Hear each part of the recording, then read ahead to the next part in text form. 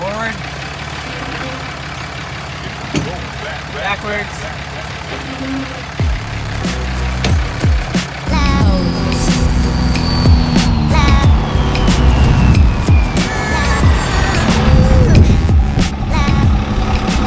Hello, welcome back to the channel.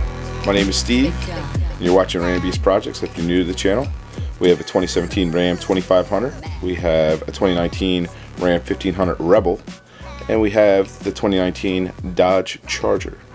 I had this awesome epic video planned. It's all done, it's ready to go, just waiting for some final approvals to go live tonight, but that's going to happen. It's going to happen soon. It's going to be next week. So I want to do a quick video, so I'm giving you guys some content this week. I've actually had some clips that I want to go over with everyone and explain some things, because I did do some story feed posts and everyone thought it was my truck, but it wasn't my truck. So a subscriber named Mitch, he took his truck to Chester County Transmissions, one of our premier shops that we use and go to and have done plenty of videos with. Matter of fact, the gear swap, Mitch's truck was there to do a 410 gear swap. This is our ring gear. You go to install it on the carrier, and you notice that it's a pretty tight fit. You could, if you had all the holes lined up just right, try to use the bolts threads to draw this in. And if you don't have enough threads, and chances are you won't, you'll damage the threads in the ring and you'll have to buy a new one. So this is what we're going to do. We're going to make this cold.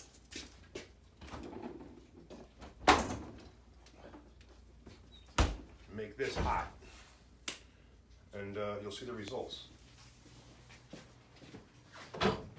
Here we have the ring, 300, and it's bouncing around, so it's somewhere between 299, 310. It's hot. Yeah, it's kind of hard to make out with the phone, but it's hot. Yeah.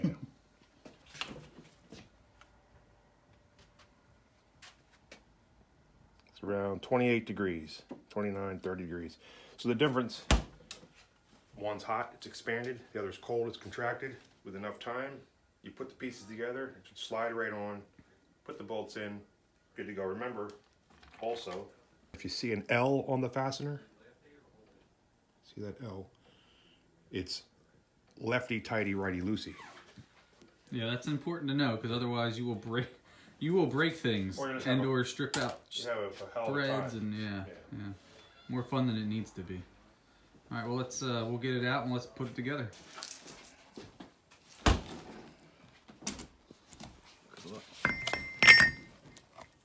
Satisfied?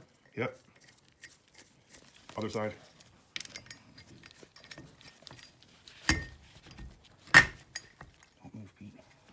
Well, I melted my gloves. Hang on.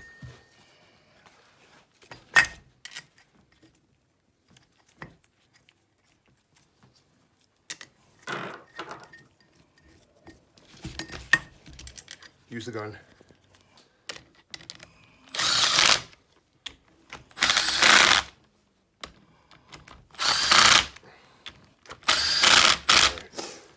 And it's just that simple. And you know, in true Chester County CCT fashion, and whenever they have a vehicle in their shop, they go over it with them, and they notice some things that look, some things just didn't look right with the truck. He has the same lift that I have on my truck. It's a 6-inch 4-link BDS lift. They noticed some tire rub, and actually I stopped by the shop and got some clips of the truck, and I noticed it too, but I didn't even think of anything because he is running a little bit wider tire than I am. He's running 37s by 13.5 inch Nitto Ridge grapplers versus I'm running 37s by 12.5 inch, but it didn't register. In my mind, I guess now looking back, I'm like, that shouldn't be rubbing against the 4-link. And it also didn't register that 4-link was on backwards, but check this out. Forward. Backwards. Sandy from Chester County Transmissions. Just want to fill you guys in real quick on how not to install a BDS lift kit on a 2018 Dodge Ram 2500. So we're doing this differential job, and we took it for a drive afterwards. Differential, great. No noises, none of that. Everything's been fantastic. Pete did an awesome job. So, you know, I think we're doing 55 miles an hour at about 1,200 RPMs. Everything's great, you know. But we were hearing some weird noises coming from the suspension. Now, we didn't drive the vehicle when it was dropped off.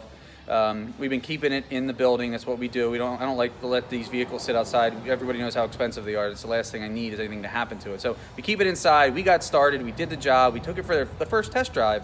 And like I said, we're hearing these noises. So we got it in. Well, after spending some time in the parking lot going back and forth because it was very difficult to duplicate the noise, we got it on the lift in an attempt to go ahead and retorque the whole suspension, because what we ended up finding was something was loose. Well, once we got involved in retorquing it, we found that, well, it was all loose. Almost the whole thing was loose. And we found even some more things. So I'm going to go ahead and turn this camera around and I'm going to show you some of the stuff that we found. Okay, so what we're looking at right here is a wear mark from where this big tire, whoa, it's still on the screen, was touching. You know, we kind of, you know, when you're focusing on one thing and not really paying close attention, we kind of noticed it, didn't think much of it.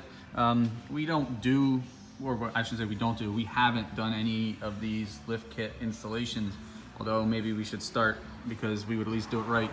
This arm, if you can see from this angle here, you see the bend in the arm, see that? It's backwards. This lower arm belongs over here. Here's the right side. You see the bend? So if you swap them, then you actually have room for the tire. Just like you see the upper one here, see the upper one? You know, so yeah, whoever put this on just really had a 50% chance of getting it right. Really didn't. And they got it wrong. Yeah, 50% chance, and yeah, that was a bad coin flip, basically, right? You know. Yeah, it's something. And you know, the other thing too that we came across was right here. I don't know how well you guys can see it. That bolt, we had to shorten it because it was actually, you can't quite make it out. You see the wear spot? Yeah, you see that wear spot right there?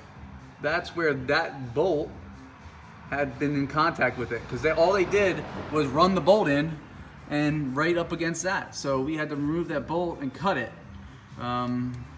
This section of harness right here, this section of harness was laying right up against the drive shaft. We don't have a lot of options here because there's not a lot of space to move the harness. I mean, it goes up there, and then it goes up around the transfer case.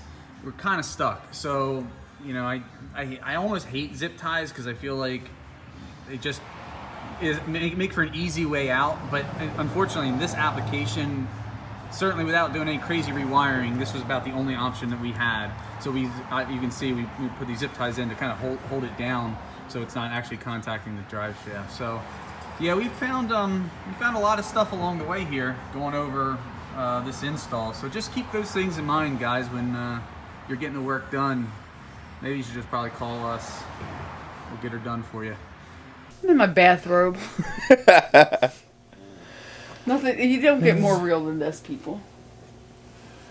We actually had a nice evening tonight. We went out to dinner. We got our dog. Yep, we got our dog. She's snorting in my ear. And I hope you guys found this video informative. I just hope you learned something from this. And if you do anything, if you're not doing the installation yourself, if you don't have the skill set to do it, if you do, I mean, it's just following directions and reading them thoroughly and doing the installation. You could do this yourself. But if you're not interested in doing something, a big job, and it's a big job to put a BDS lift kit on a truck, it could take most of a day, if not 2 days to do. Take it to a shop, a reputable shop. Make sure you do your research. As you can see, you know, Mitch paid good money to have that lift installed by a shop somewhere in New York. He didn't give me the details, and I'm not going to put anyone on blast, but I mean, it's amazing to me that he was able to make it from New York to Chester County with how loose his suspension was. And how, not only loose, how it was installed. I mean, it was definitely unsafe, and yeah, Andy at CCT definitely got him set up back on the road safely, because he wasn't going to let that truck leave his shop like that. And that says a lot about Andy, and a truck would never, ever, Maisie. It flew, I saw it. Yeah, right on the side of my face. The guys at the JP shop would never, ever let a truck go out of shop like that. I joked with them. I sent them the video, you know, because his truck, Mitch's truck, looked just like my truck. And I said, what the hell, guys? But I sort of noticed some things when we were walking around the shop, but it just didn't, you know, I'm so busy and trying to do videos and edit videos, spend time with family, then working night shifts. It's just been freaking nonstop. I wish I could have a better video for you guys today. I got some really cool videos coming really soon, but I wanted to get some content out to you and wish everyone a happy and safe Memorial Day weekend. Definitely. From our family to yours. Yes. And your dogs too.